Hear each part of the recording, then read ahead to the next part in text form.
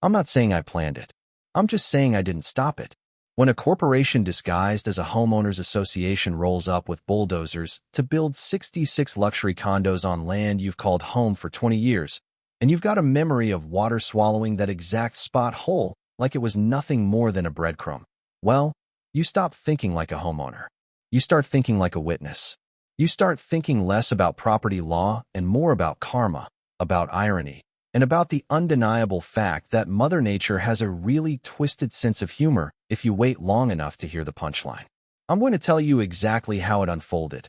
How I went from a retired insurance adjuster just trying to catch a base off my dock to the guy sitting on his porch with a cup of coffee, watching $10 million of real estate turn into a modern Atlantis. But before I get into the mud and the lawsuits, I genuinely want to know. If you held the secret that could save your enemy, but they had spent 3 months trying to ruin your life, would you have spoken up? Or would you have let the rain do the talking? Drop your answer in the comments, because I still wrestle with that one around 3 a.m. For 2 decades, my life was boring, and that is exactly how I liked it. I'm Leo. I retired early after 30 years of arguing with people about deductibles and liability clauses, and I bought a little log cabin on the edge of Lake Crest View in Central Texas. It wasn't a mansion. It was 2 acres of scrub oak, limestone, and waterfront peace. My biggest worry was whether the catfish were biting or if the AC unit needed a new filter. That silence didn't just break. It was murdered on a Tuesday morning in March. I was on my porch, untangling a fishing line, when the ground started to vibrate. Not an earthquake, but the deep, diesel-fueled rumble of heavy machinery. I looked up to see a convoy that looked like an invading army rolling down my dead-end dirt road. 3 pickup trucks loaded with surveying equipment, a flatbed carrying a backhoe, and leading the pack, a pearl-white Lexus SUV that gleamed like a fresh tooth. The Lexus stopped right at the edge of my driveway, and out stepped a woman who looked like she had been manufactured in a factory that specialized in corporate aggression.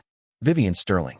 She was the chairwoman of the Lakeview Elite Homeowners Association, a group I had managed to ignore for years because my property was technically on the fringe of their jurisdiction. She wore a power suit that probably cost more than my boat, heels that sank into the gravel, and a smile that didn't reach her eyes. It just bared her teeth. "Good morning, Leo," she called out, waving a manicured hand like we were old friends reuniting at a class reunion. "I'm Vivian Sterling. I do hope you received our notification letter about the exciting development project we're launching right here on your beautiful property." I froze. The coffee in my mug went cold in the span of a heartbeat.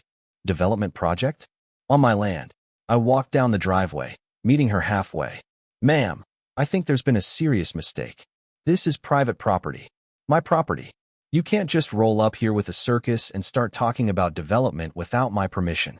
That's when Vivian's smile shifted. It stopped being friendly and started being predatory. She reached into a leather portfolio thick enough to stop a bullet and pulled out a document. "Oh, Leo, honey," she said. And the way she said honey made my skin crawl, like I'd just walked through a spiderweb in the dark. "Did you actually read your purchase contract from 2003? The question hit me like a physical blow. I was an insurance adjuster. I read fine print for a living. But 20 years ago, I was going through a divorce. I was eager to close the deal, and the market was hot. I had skimmed. Of course I read it. I lied, but my voice lacked conviction. Vivian opened the portfolio with a flourish. "Page 23, subsection 4.7, she announced, tapping a paragraph highlighted in neon yellow.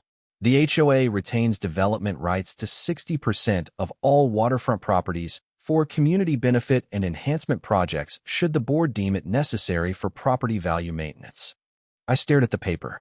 The words swam before my eyes. Retains development rights. It was a sleeper clause. A ticking time bomb buried in legalese that I had signed my name to 2 decades ago. That can't be legal," I stammered. "It is ironclad, Leo," she said, her voice dripping with fake sympathy. "We've had 3 firms review it. Most people don't bother reading the writer documents. That's why I'm chairwoman. And you're about to be our neighbor. We're planning 66 luxury condominium units. We break ground in 30 days. Think of it as bringing civilization to your little corner of paradise." I stood there, watching strangers hammer orange surveyor stakes into the ground around my favorite 100-year-old oak tree, feeling like the air had been sucked out of the valley. 20 years of peace, gone because I missed a paragraph. But as I watched them spray paint a bright orange X on the trunk of that oak tree, something nagged at me, a scratching at the back of my brain. There was something about this land, something about the shape of the shoreline and the way the trees grew, that I was forgetting. Something important. But the panic was too loud, and the memory stayed just out of reach. The next 2 weeks were a masterclass in misery. I spent thousands on lawyers. I called Bob Richardson, a shark of an attorney who handled high-end real estate. He took one look at the contract and sighed. "Leo, I can take your money, but I can't win this. You signed it. It's filed. It's legal. They own the development rights." I went to City Hall. The clerk, a woman with tired eyes, told me the permits were pulled, the environmental impact study was filed, rubber-stamped, really, and there was nothing the city could do about a private contract dispute. Meanwhile, Vivian made it personal. She didn't just want to build. She wanted to break me so I wouldn't be a nuisance during construction. The harassment started small. 3 days after they cut down my oak tree, a sound that sounded like a bone snapping, I found a violation notice taped to my door. Grass height exceeds 2.5 inches. Fine, $50. 2 days later, unauthorized recreational watercraft docked for more than 48 hours. Fine, $100. It was my fishing boat. It had been there for 5 years. By the end of the second week, I had racked up $400 in fines for rules that hadn't existed a month ago. I was sitting at my kitchen table, staring at a citation for unauthorized wildlife attraction, my bird feeder, and I snapped. I stood up and kicked the cardboard box where I kept my files. It tipped over, spilling papers across the linoleum. But it also knocked over an old, dusty plastic bin I hadn't opened since I moved in. Photos spilled out.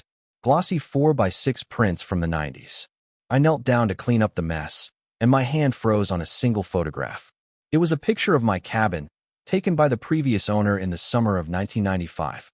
But it didn't look like my cabin. It looked like a houseboat. The water wasn't at the shoreline.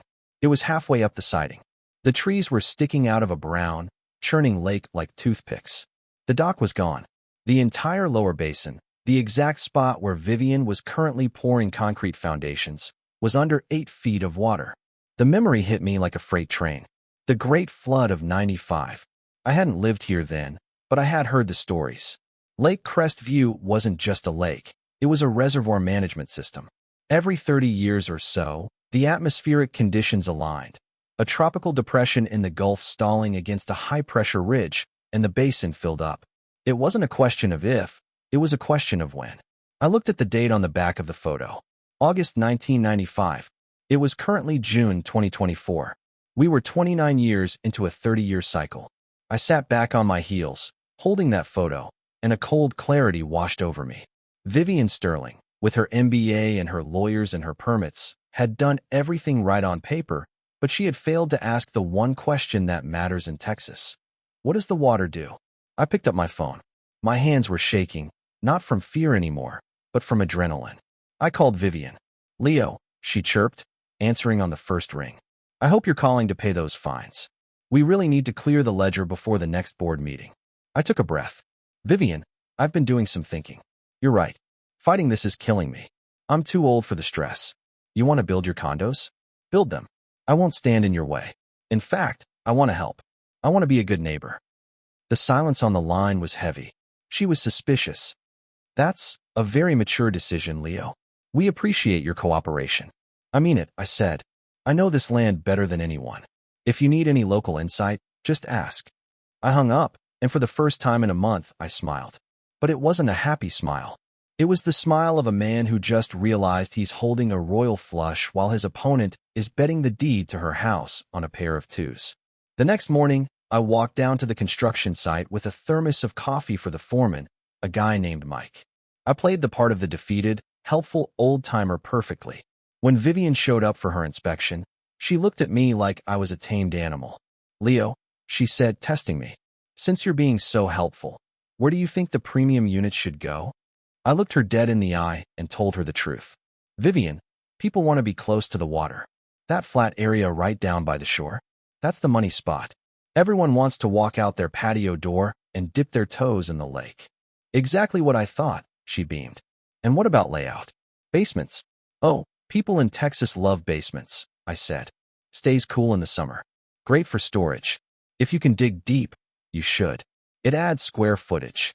I didn't tell her that a basement in a flood zone is essentially an indoor swimming pool waiting to happen. I didn't tell her that building on the money spot meant building on the muddiest, most unstable part of the basin. I just answered her questions. Over the next few months, I watched as they poured millions of dollars into that hole.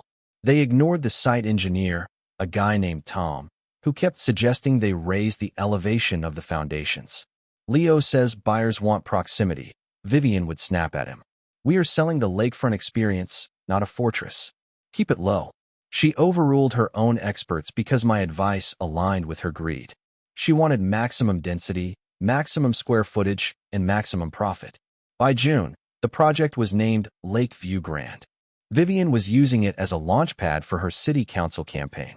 She plastered her face on billboards, hosted mixers, and bragged about bringing modern luxury to the county. She planned a massive grand opening gala for mid-June. Tents, caterers, the mayor, the works. On the morning of the gala, I woke up and checked the NOAA weather radar. A tropical depression had formed in the Gulf. It was slow, it was heavy, and it was tracking north. The meteorologists were calling it a minor rain event, but I looked at the barometric pressure and I knew better.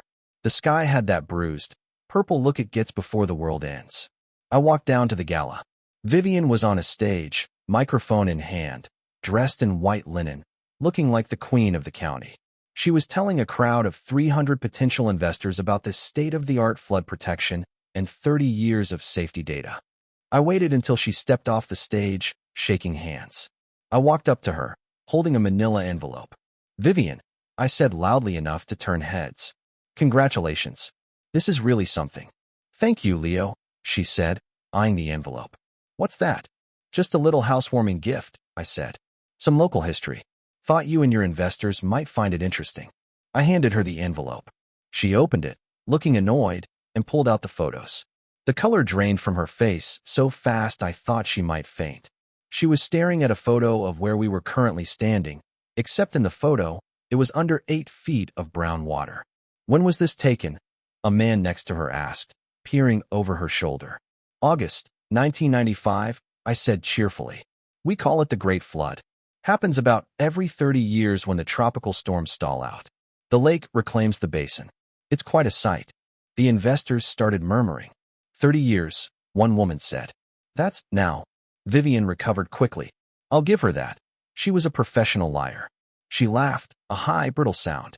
"Oh, folks, please. That was 30 years ago. We are living in the 21st century. Our engineering is light years ahead of what they had back then. We have pumps. We have drainage. We have levees. This is ancient history. Leo here is just a little superstitious." She spun the narrative. She convinced them that technology had conquered nature. The crowd bought it. They signed contracts. They drank the champagne. I walked back to my cabin, feeling a heavy stone in my gut. I had given her the proof. I had shown her the history. And she had laughed at it. That night, the rain started. It wasn't a storm, it was a deluge. It was as if the sky had unzipped. For 3 days, it didn't stop. The tropical depression stalled exactly where I knew it would, pinned between 2 high-pressure fronts, and it just dumped water. On day 1, Vivian posted a selfie in a raincoat. A little Texas sprinkle won't stop progress. On day 2, the pumps were running full blast, screaming against the volume of water. The lake was rising an inch an hour. The basement of the model home, the one with the luxury storage, was already taking on water. On day 3, the cycle completed itself. I woke up to the sound of water lapping against my own porch steps, which are 10 feet higher than her condos. I walked out with my coffee. The rain had stopped, but the silence was heavier than the thunder. I looked down at Lakeview Grand. It was gone. The lake had risen 8 feet. The 66 luxury units weren't just flooded, they were part of the ecosystem. The first floors were completely submerged. Furniture was floating out of broken windows. A red Tesla, which I recognized as Vivian's, was bobbing in the middle of the new bay like a very expensive rubber duck. The Lakeview Grand sign had torn loose and was drifting aimlessly. And then, the piece de resistance. Vivian tried to do a live stream. She was desperate to control the narrative, desperate to tell her investors that this was a freak accident covered by insurance. I pulled it up on my phone. She was standing on the balcony of the second floor of the model unit, looking haggard. "This is a temporary setback," she was saying, her voice shaking. "The drainage systems are overwhelmed, but the structure is sound. We will crack." It sounded like a gunshot. The foundation of the model unit, undermined by the saturation and the liquefaction of the soil, gave way. On live video, the entire building lurched, tilted, and slid 10 feet into the deeper water. Vivian screamed and dropped the phone. The feed cut to black. She survived physically, but her life was over. The aftermath was a feeding frenzy. The insurance adjusters, my old colleagues, descended on the site like vultures, and they found what I knew they would find. During the discovery phase of the lawsuits that followed, digital forensics experts recovered deleted emails from Vivian's server. Emails where she explicitly instructed her team to remove the 1995 flood data from the disclosure reports because it looked scary and was outdated. She hadn't just ignored the risk, she had concealed it. That's not negligence, that's fraud. She had also diverted $400,000 from the Emergency Contingency Fund, money that was supposed to pay for extra pumps, to fund her city council campaign ads. The community meeting at the high school gym was a bloodbath. 200 people, families who had lost their life savings, retirees who had bought pre-construction, were screaming for her head. When Vivian tried to speak, tried to say she couldn't have known, someone played the clip of me handing her the photos at the gala. "He told you," a woman screamed. "We saw the pictures. You laughed at him." Vivian Sterling was arrested on 12 counts of wire fraud, embezzlement, and criminal negligence. She's currently serving 18 months in state prison. The HOA is bankrupt. The condos were condemned and demolished at the cost of the developer. And me? The city council held an emergency vote. They nullified the old HOA contract, citing fraud in its execution. My land rights were fully restored. The area where the condos stood has been designated a permanent wetlands preserve. No one can ever build there again. It's quiet now. The birds are back. The fishing is good. I sit on my porch in the evenings, and I look out over the water. Sometimes, people ask me if I feel guilty. They ask if I should have tried harder to stop it, if I should have chained myself to the bulldozers. And honestly, I don't know. I told them the truth when they asked. I showed them the history when they would listen. But you can't save someone who is determined to drown. Vivian thought she could outsmart nature with a contract and a checkbook. She thought the world was something you could negotiate with. But the water doesn't read contracts. The water doesn't care about your profit margins. It just goes where it needs to go. So, I'm left with the question I asked you at the start. Did I go too far by staying silent? Or did I do exactly enough? Let me know what you think. And if you're ever looking at lakefront property in Texas, ask to see the photos from '95. Thanks for listening. Stay dry out there.